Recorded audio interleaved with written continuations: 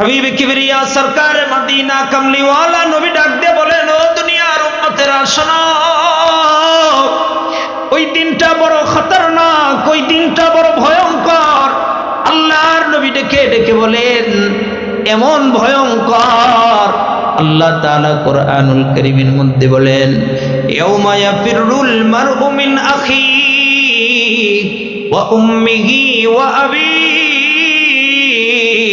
ওয়া সাহিবাতিহি ওয়া বানিহি ওয়া সাহিবাতিহি ওয়া বানিহি। আল্লাহ রাব্বুল আলামিন ডেকে ডেকে বলে, বান্দা ওই দিনটা বড় ভয়ঙ্কর দিবস। ওই দিন আল্লাহ বলেন কত ভয়ঙ্কর জানো?